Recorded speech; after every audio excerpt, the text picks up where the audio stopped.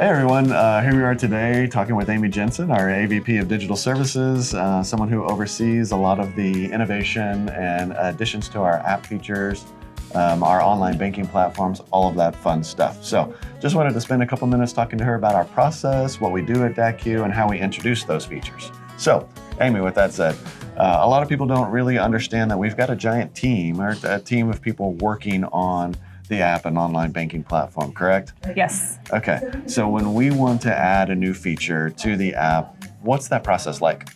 So we reach out to our vendors, whatever vendor it might be, whether it's online banking, the phone system, anything along those lines, and we look for new products there.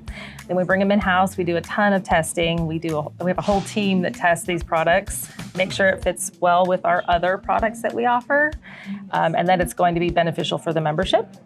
A lot of testing, and then we roll it out to our membership. Perfect. So it's not that we just randomly pick a feature and say, oh, that looked great, let's put it in our app, right? We actually spend time with it, we develop it. We do. Let's talk a little bit about that testing, that development process. Yeah. Once we do add a feature in our testing environment, we play with it to make sure it's good for the member, right? That's right. We do a lot of customizations through our vendors, through any of our digital vendors, because we do want to make sure that it will be used by our membership or that it be valued by our membership. And that security is a big piece of that as well. Awesome, yeah. And that does present a few obstacles too when we're doing it. We think something's gonna be wonderful and great, but then we get in there and we're like, oh, it doesn't quite say the right word, we need to change that word, or it doesn't quite do what we want it to do, so we need to change it this. And that causes delays, right? It does, it can cause delays, yes. That's part of that customization I was talking about. We really do wanna make sure that that makes sense to our specific membership. Awesome. And that does speak a little bit to the evolving just kind of world of banking, right? It used to be people would walk in and sign a deposit slip or whatever, withdrawal slip and take care of it. But now everything can be done digitally. That doesn't necessarily mean it's better, does it? If it's a digital feature as opposed to an in-person feature?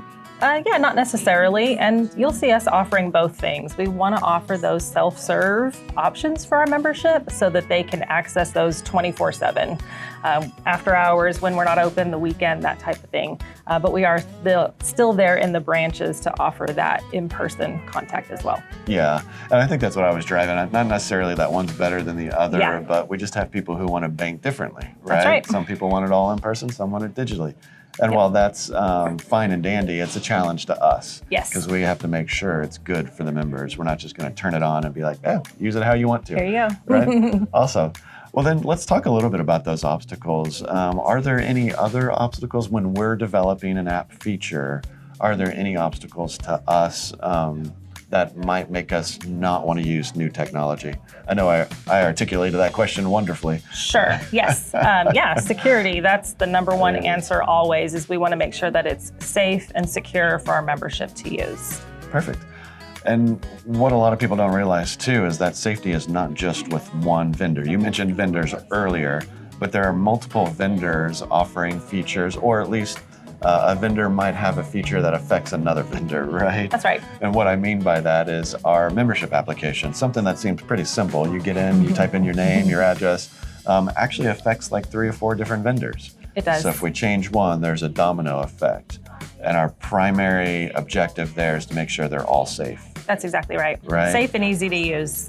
Perfect, yeah. If one vendor is compromised, they can all be compromised, right? So it's a very vigilant thing for us to stay on top of, hence the team, right? That's right, yes. Doing the digital services. Yes. Awesome. Well, let me ask you just one kind of really broad, basic question. We do want to be forward thinking, right? Of course we do. Yeah? And what does that look like for us? So that looks like we're keeping up with new banking trends and features, but always keeping security and ease of use. And do our members want that? We always have to keep those questions in mind. Oh, that's great. Do we ever take feedback from like members and stuff about, hey, why don't you do this in your app? Yes, we absolutely do. Yeah. Yes. We have a whole internal process for it, actually. Our employees are really great about capturing that feedback and sending it over to my team, and then we analyze all of that and see if, is it an option? Is it feasible? Perfect. And not only that, like you said earlier, is it safe? Right? Does it make sense for our members?